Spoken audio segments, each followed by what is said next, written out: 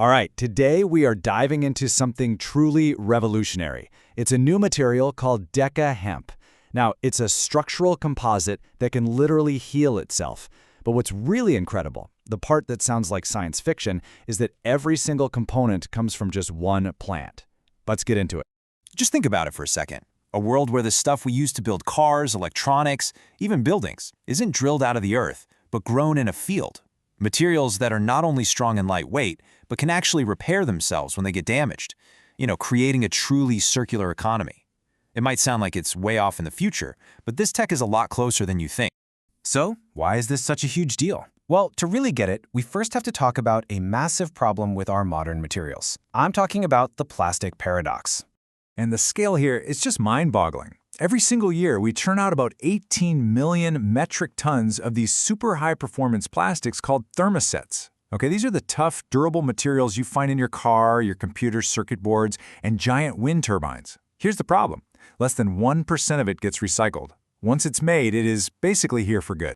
So it all boils down to this big trade-off. We've got two main families of plastics. On one side, you have thermoplastics, like your water bottles. You can melt them down, remold them, but let's be honest, they're generally weaker.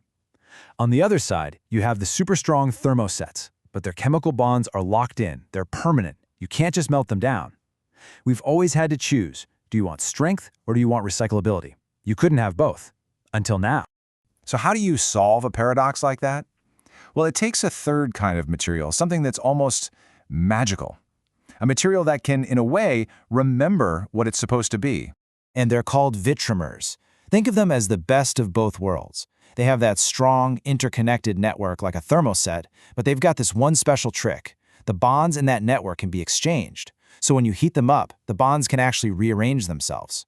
This lets the material be reshaped, recycled, and even heal itself from damage, all while staying incredibly strong.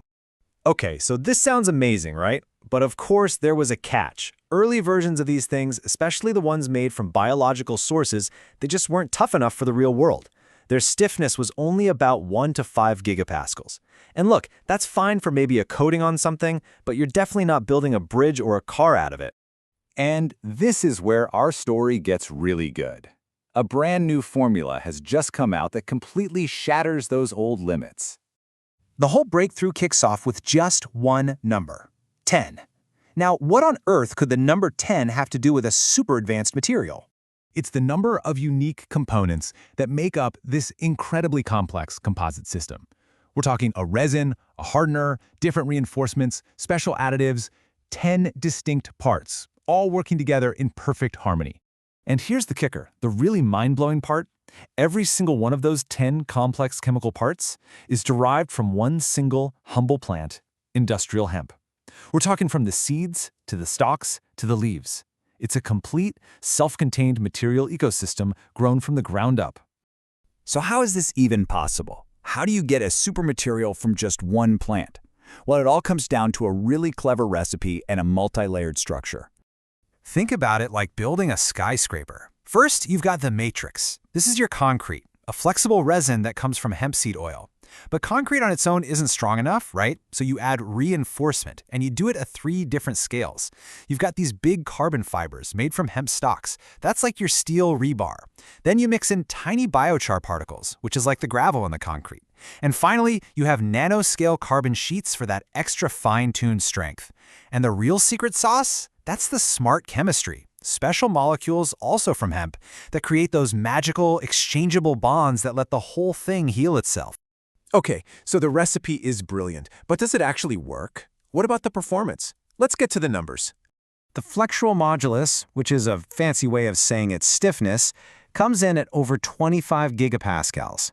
Now, remember those early biovitrimers, the ones that maxed out around 5?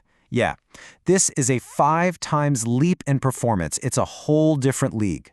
So what does 25 GPa even mean in the real world? Well, get this. When you adjust for how light it is, Deca-Hemp's specific stiffness is right up there with aluminum. I'm going to say that again. We're talking about a plant-based material that can go head-to-head with structural metals. But strength is only half the picture, right? What about that self-healing superpower? That's where this next number comes in. 85%.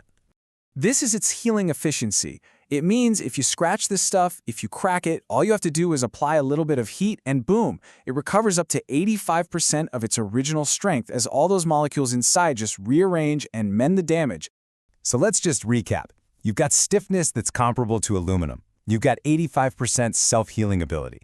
Oh, and by the way, it's also recyclable, and it keeps 90 to 95% of its stiffness when you remold it. Plus, it can even conduct enough electricity to shield your electronics. You just don't get that whole package with traditional materials. It's not even an option for them. So you can see, this is about way more than just making a better kind of plastic. This is a blueprint for a totally different way of making, well, pretty much everything. It points us toward a post-petroleum future. And when you start thinking about the applications, they're just incredible. Imagine car panels that just heal their own parking lot scratches. Or how about a real solution for the growing problem of wind turbine graveyards, with blades that could be fully recycled instead of buried in a landfill? Sustainable laptop cases that also protect the electronics inside. You could even have rebar for bridges that simply cannot rust. You know, the author of the source paper, MSS Landry, puts it perfectly. This is a foundational materials system for a post-petroleum industrial era, structural, sovereign, and circular by design. Now that word, sovereign, that's key. It means any nation that can grow hemp can create its own advanced materials, completely free from the volatile global supply chains for petroleum. And that's really the big question this leaves us with, isn't it? For all of human history, we've had to extract our resources. We've drilled, we've mined, we've refined. But what happens when we shift from extracting to cultivating? If we can literally grow our high-performance infrastructure from the soil up, what does that future truly look like?